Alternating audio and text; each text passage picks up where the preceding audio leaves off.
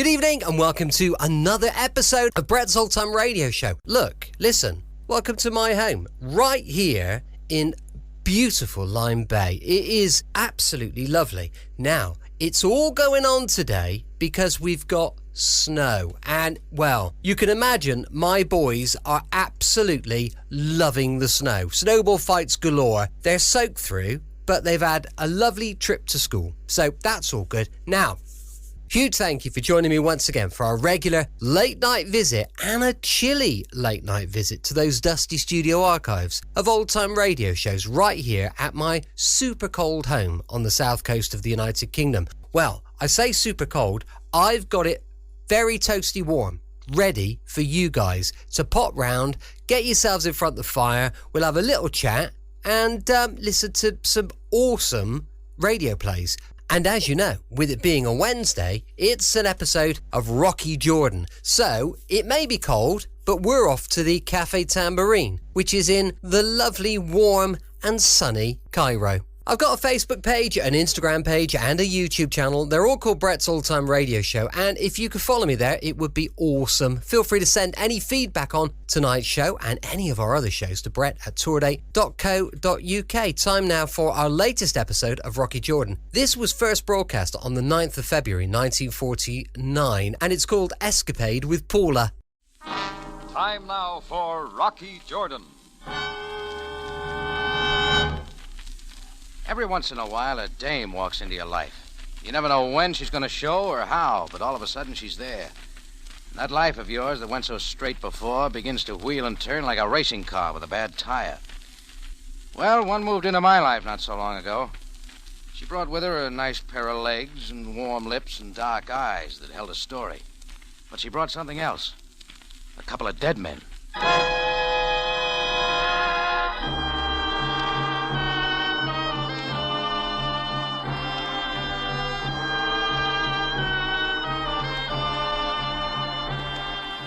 Not far from the Mosque Sultan Hassan in Cairo stands the Cafe Tambourine, run by Rocky Jordan.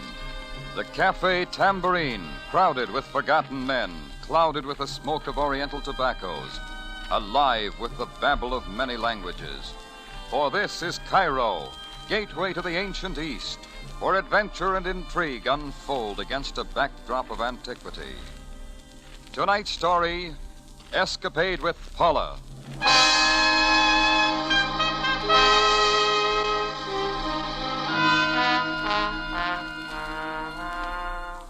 It was a hot night. The desert air had moved in on Cairo and hung heavily over the city like garlic over a chef's salad. The fans were working hard trying to throw a breeze, but getting nothing. A couple of people were working on cold beer, and a red-headed member of His Majesty's Navy sat in the corner up to his eyeballs in hard liquor. He'd wandered in looking for salt water and got into a mix-up with a bottle of gin. By 1:30, all the customers had gone except the sailor. I decided to throw an early latch on the front door. So I had Chris help me lift him and walk him out. All right, Chris, easy with him. Yeah. Come on, Red, wake-up time. Rocky, I want you to know this is the best brewing cafe in the world. Yeah, sure. I've seen them all. Hancock, Calcutta, my son. This is the best brewing cafe in the I'll world. walk him down the street a little, Chris, till he gets his underpinnings. Yeah, all right, Rocky. And go on home. I'll lock up. Right. Come on, Red. Yeah. I saw Rocky. I see you there. I was trying to get one.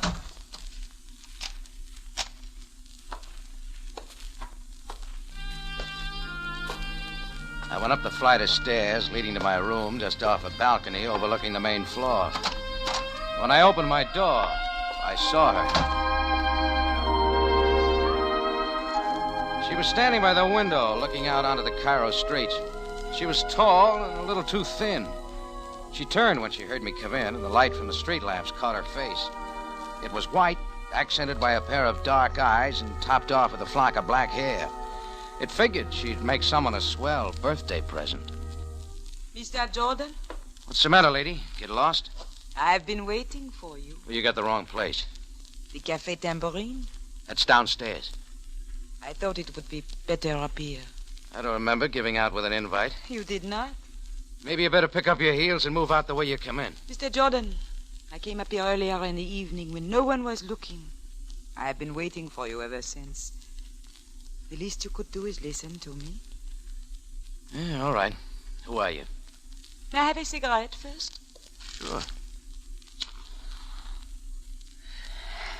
Thank you.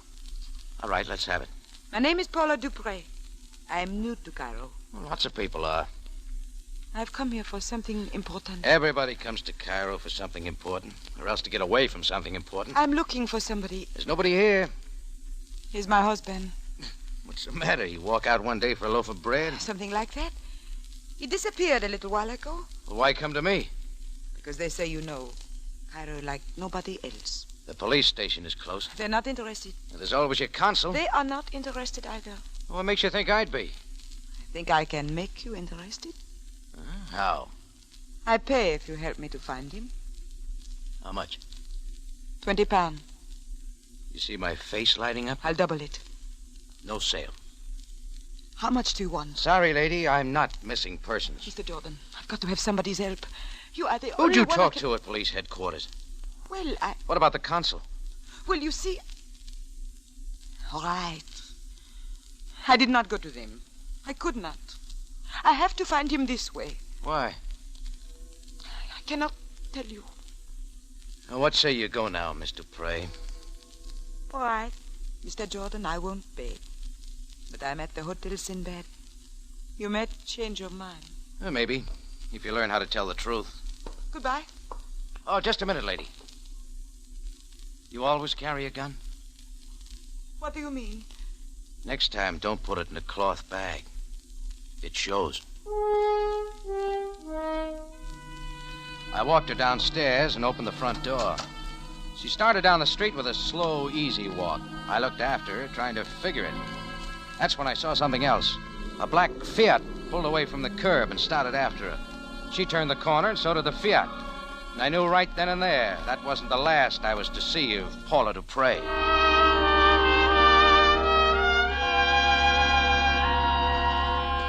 Chapter 2 came the next morning. I was on my way to Sharia El Alfi to check on a consignment of Turkish liquor. The street was fairly crowded, and at first I didn't see the two men sidle up to me. But when I saw the flash of sunlight reflecting off a piece of steel, I knew I had company. To the right of me walked a small Egyptian with a nose like a bent cruller carrying a shiv. On the other side stood a tall Arab wearing a pointed black beard and a burnous.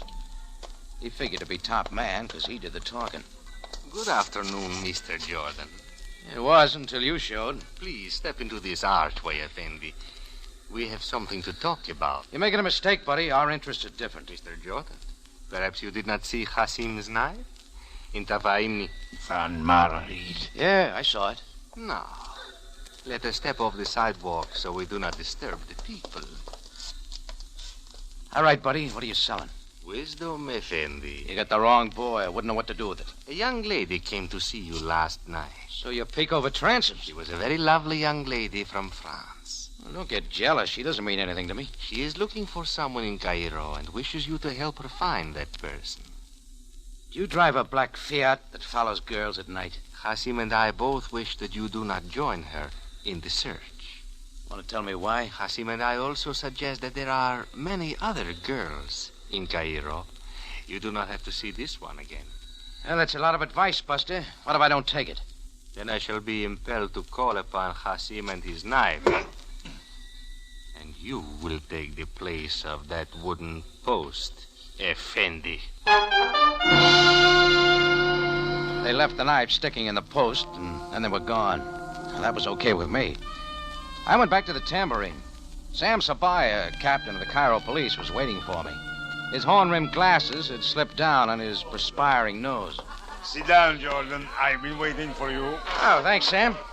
What are we having? This is an official visit, Jordan. It concerns this slip of paper. A name and address written in pencil. Look at it. Okay.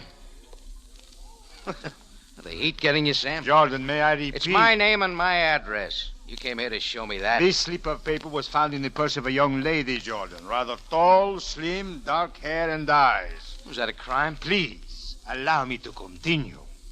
This lady was discovered this morning lying unconscious in an area of the Sharia Bengen. Her name is Paula Dupré. You know her, Jordan? Maybe. Then perhaps you can suggest why anyone might wish to knock her out. Why don't you ask her? Unfortunately, she was unwilling to tell us anything. What do you know about her, Jordan? Oh, very little. I never saw her before last night. She came to me with some sort of pitch about helping her find somebody. One moment. Find who, Jordan? I didn't ask. I just said no dice and showed her out quick. She was alone? Yeah. Where is she now? At her hotel. Well, perhaps now she will know better than to wander the native quarters of Cairo. Sam walked out, and as his limousine pulled away from the curb, another car took its place. A little black Italian Fiat. Exactly like the one I'd seen following Paula Dupre down the street the night before. A short, fat man wearing a beret got out, mopped his brow with a silk handkerchief, and came in. They're warm, is it not, monsieur? Sells a lot of beer. Yes. Which reminds me that I am thirsty. But perhaps something a little stronger than beer. We got it.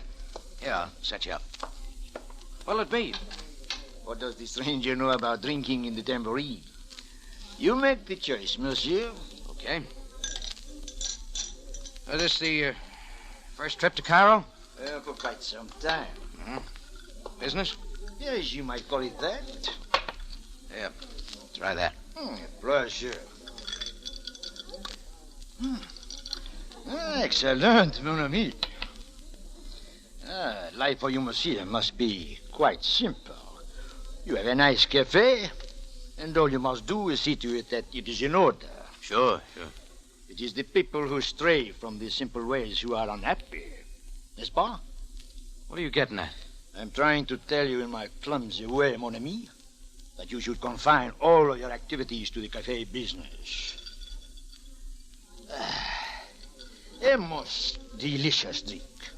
What do you put in it? Portuguese rum and coconut juice. I will remember that. Now it's my turn for the questions. At your service, monsieur. Why are you following Paula Dupre? Why does any man follow a pretty girl? Somebody followed her to slug her. Say something about that. C'est difficile de le savoir. Why? Suddenly, I have lost command of the English language. Bonjour, mon You'd thought a lot of representatives from my insurance company were running around loose in Cairo. Everybody was interested in my health. Well, guys don't shove you around in the street, and fat men don't tell you to go the other way without piquing a little interest. So I went over to the Hotel Sinbad to see Paula Dupre. The place was a 3-story white affair, all equipped with balconies hanging over the edge of the Nile. Paula Dupre's apartment turned out to be 308, and I rang her bell. Like a dame, she kept me waiting.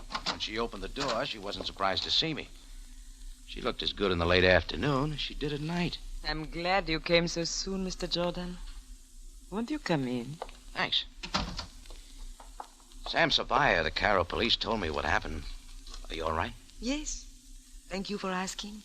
You shouldn't walk around the Cairo streets alone at night. I would enjoy company. What were you doing over on Sharia Ben-Gen? Looking? Why there? The last letter I got from Michelle came from a boarding house with a Ben-Gen address. You know, a lot of people seem to think I ought to keep away from you and stick to my cafe business. What do you think? You know a tall Egyptian with a hook-nosed sidekick who carries a knife? No. What about a porky Frenchman who drives a Fiat? He has been following me. I do not know who he is. How about clearing up a few things for me, huh? Very well. My husband is a deserter from the army. He came to Cairo to hide out. Go on. We had a code arranged. He wrote me letters every 2 weeks. Suddenly, the letters stopped. I came to see if something might have happened to him. Like what? You know Cairo better than I. How far south on Sharia Ben-Gen did he live? Past the old Rasmus Tower. It's not a very nice neighborhood. Yes, I found that out. But you can see why I cannot go to my consul or to the police. I have to find Michel myself. Why find him at all? What do you mean? You don't love him. If you did, you'd have been hiding out with him. So why are you looking for him? He's my husband. One looks for one's husband. All right, I'll give you a hand. I'll pay you whatever you ask. Within reason, of course. We'll talk about that later.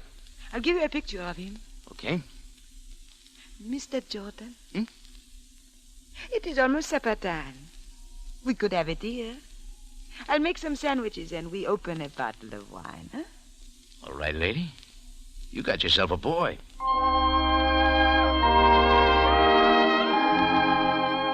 In a little while, I was calling her Paula, and she had dropped the Mr. Jordan. She spread a table by a big window overlooking the Nile. She brought out some sliced chicken and meats and found a couple of candlesticks someplace and put a fire to them. Then she cracked open a bottle of Chablis, and we made an evening of it. We watched the lights come on along the Nile, and the band of river got blacker and blacker as the night wore on. She told me all about herself, about the French town where she was born, and about her family. She didn't say anything about her husband, Michel, and I didn't press it. Then the lights along the Nile started to go out, and it was time to go. Thank you, Rocky. For what? I enjoyed this evening very much. Did you? Yeah, it beats spending it at the Tambourine. From you, I take that as a compliment. Tomorrow, then? Tomorrow. Good night, Rocky. Good night, Paula. Rocky. Yeah? Aren't you going to kiss me good night? Shots came flying in out of the hall. They missed and went through the window. I rolled Paula to the floor. A second went by, and I heard footsteps running down the hall. I looked. There was nothing. Then I went to the window, and I got there just in time to see the black Fiat pull away from the curb and barrel down the street.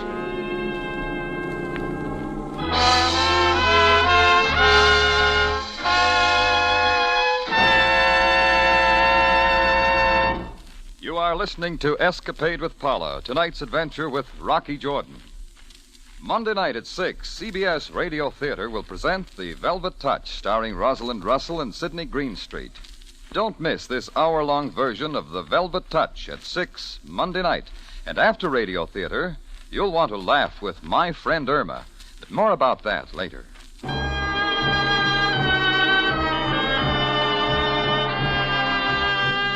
We take you back to Cairo and tonight's adventure with Rocky Jordan, Escapade with Paula.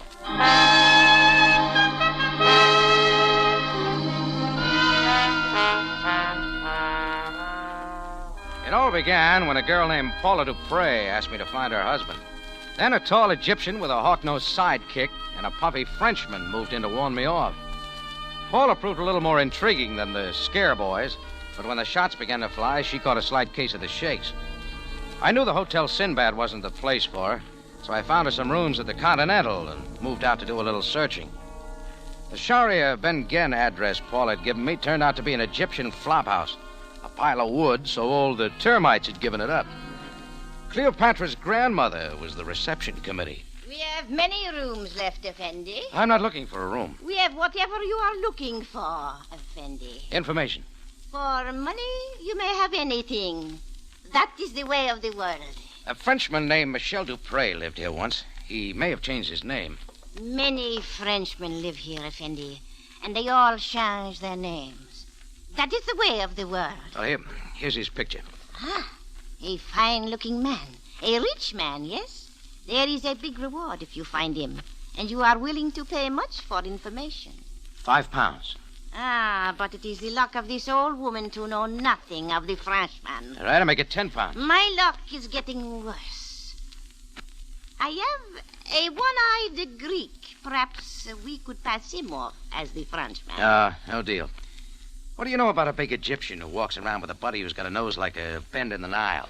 I do not know such a man. For £10 will buy a lot of kush-kush. Go away. Well, my name's Rocky Jordan. You can find me at the Cafe Tambourine when you change your mind. Imshi. Think it over, Grandma. I will think nothing. You want them to find me floating in the Nile with a knife? Find out anything, Jordan? Sam, what are you doing here? Waiting for you. You ought to sleep nights instead of following me around. I would prefer that, Jordan, but I have much to do. We found Miss Dupre in the alley back of the boarding house here. I am investigating. A lot bigger things happen in Cairo than a slugging. You're sure putting in a lot of time on that girl. So are you, Jordan. Come on. Where are we going? My car is right around the corner. Oh, thanks. I'll take a taxi. That is not necessary. We are going to the same place. Oh, where's that? The morgue. I have something to show you.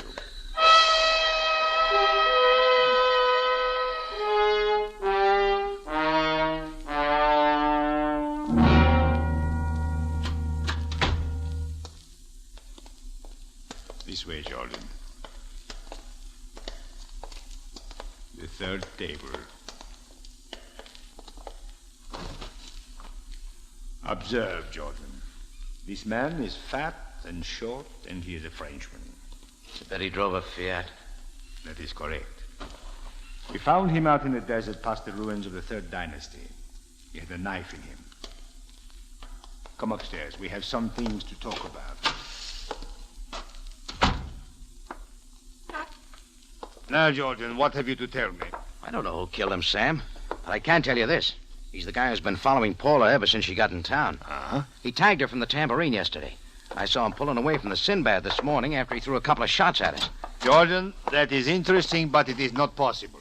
What do you mean? Jordan, this man would not shoot at you. Do you know who he is? No. His name is Henri Duval. He is a representative of the French military. He was in Cairo looking for someone, a deserter. Well, you won't find him now. Someone has already found him. Jordan, do you think that this man and Miss Dupree were looking for the same person? Anything's possible. Is it not also possible that she killed Duval so that she alone could find the missing man? Like I said, anything was possible. But this fogging on Duval was a new wrinkle. Well, I knew if I could turn up those two boys in Bernouses, they could supply a lot of answers. But finding them in Cairo was as easy as turning up a penguin in the Sahara.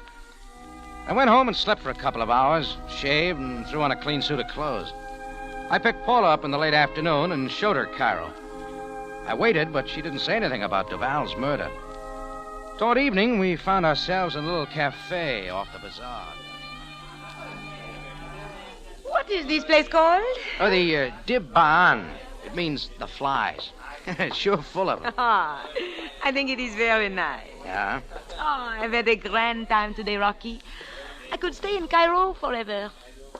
Some people do. What does that mean? Duval's not leaving. Who is he? The man in the black Fiat. He was with the French government. He was looking for Michel, too. Oh. Somebody killed him. You know anything about it, Paula? No. Sabaya thinks you might have done it. And what do you think? I don't know. You still don't trust me, do you? It's usually easier not to trust a person. But you want to trust me. Isn't that it, Rocky? Something like that. Buy me a drink. Just a minute, Paula. We thought Duval was the one who shot at us up at the Sinbad, but it wasn't. It was somebody else. Like who? One of those two crummy Egyptians who bumped me on the street, or your husband. Why would Michel shoot at me or you? You tell me. I do not know. Maybe he doesn't want to be found. You ever think of that? Yes. Sometimes I even wish there were no such men. Yet you still want to find him. I have to. Why? One looks for one's husband. You tried that out on me before. It doesn't have much power. What's the real reason? I can't tell you now. When can you? When we find him? All right, Paula. I'll hold you to it. Pardon me, Effendi. But does the gentleman remember a poor old lady who runs a boarding house on Shari Bengen? A poor old lady whose luck was so bad that even for money she did not know a Frenchman who disappeared? Who is she, Rocky? Just a minute, Paula. Has your luck changed, Grandma? I have been thinking over the ways of the world. I cannot give you the Frenchman, but for money, I can take you to that tall Egyptian with the pointed beard you are looking for. The 10 pounds still hold. But, Effendi, the ways of the world are more expensive. 20 pounds. I pay it, Rocky. Okay. Come then, Effendi. I shall take you to him. I want to go with you, Rocky. Go on back to the tambourine and wait for me. I'll bring him to you. But, Rocky, Come on, old woman. Let's find our friend.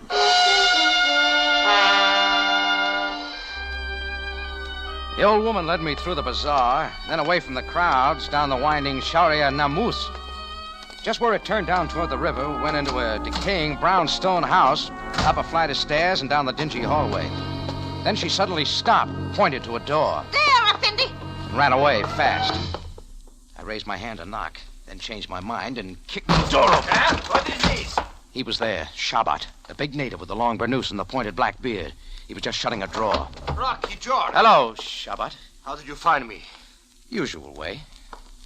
Quite a hangout you got here. I do not know why you came here, but I warn you again, Jordan. Did you warn Henri Duval before you killed him in the desert? This affair is not for you, Jordan. You told me that.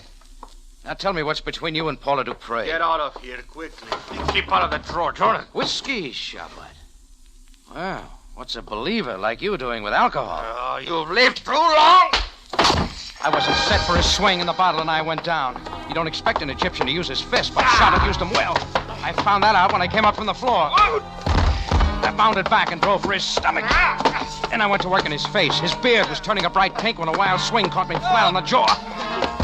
Before I could shake out the cobwebs, he was on top of me. I yanked his burnoose tight around his neck, but his knee came up and everything gave way. We were back on our feet again, slugging it out. Another one in the stomach loosened him up, and then I hit him with all I had. He sprawled back over the table and onto the floor. This time he didn't get up. No, Jordan. That is enough. This is where we begin, Shabbat.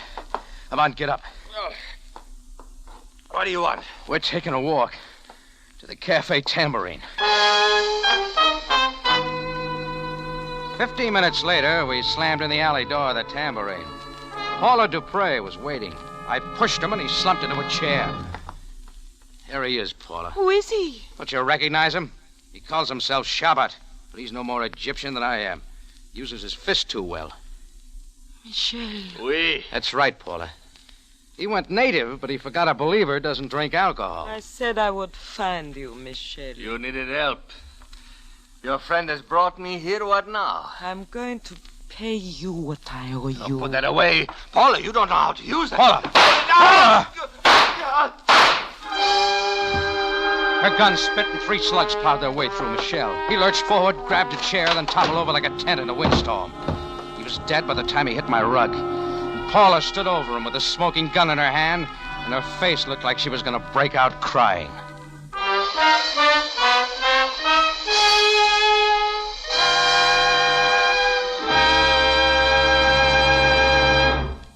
You are listening to Escapade with Paula, tonight's adventure with Rocky Jordan. After Radio Theater, Monday night at 6, my friend Irma brings you a new, fresh comedy approach. You'll pity Irma, who gets dumber and funnier each week. You'll sympathize with Jane Stacy, Irma's roommate. My friend Irma is an hilarious show. Don't miss it. Monday night, following Radio Theater at 7.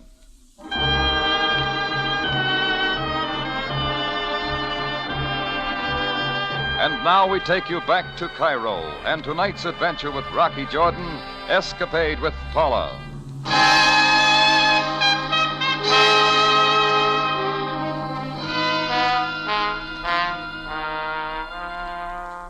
Put the sucker tag on me. Chase all over Cairo for a dame to help her find a man, then find him and bring him back just so she can blow some holes into him. Well, Paula finally turned away from Michelle, and I threw something over him. Then she spoke, and her voice was strange. I wondered and wondered if when the time came I would have the nerve. Well, you can stop wondering. You did a good job on him. Here, give me the gun. Here. This changes a lot of things, does it not? What do you think? Well, I knew it would, but I had to do it. Sure. We had some fine hours together, Rocky, eh? I think I had more fun in those few hours than ever before. Well, you took care of ending it. I guess we could have had a lot more fun. We just met too late. Something like that. I'm sorry I had to use you as I did. But it was the only way to find him. At least it was the way you picked. You want to tell me why you did it? He was no good. In what way? In lots of ways, no good. But I owed it to him for what he did to me and to my sister. She lived with us after we got married. She had no other place to go. She was young. She didn't know very much. Michel was my husband, but I guess it didn't mean much to him. She slashed her wrists one day because of what? I see. The law couldn't do anything to him. Her death was a suicide. I had to do it by myself. What now, Rocky? Oh, I don't know. Are you going to turn me in? I haven't worked it out yet. You will not have to work it out, Jordan. I will work it out for you. How long you been there, Sam? Not long enough to prevent the shooting, but long enough to understand what has been done. Miss Dupre, you will please come with me. Sam. Yes, Jordan? Sam, send over some men right away to clean up my place. That I will do, Jordan. Come, Miss Dupre. Goodbye, Rocky. So long, Paula. You think about me a little, Sure. There's a blood spot on my rug to remind me.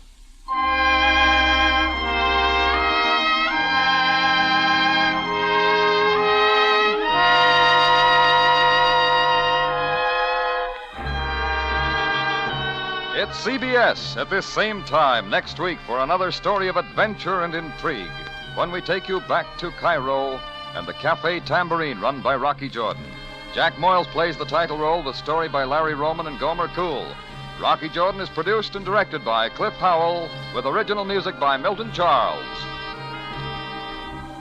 This is CBS, the Columbia Broadcasting System.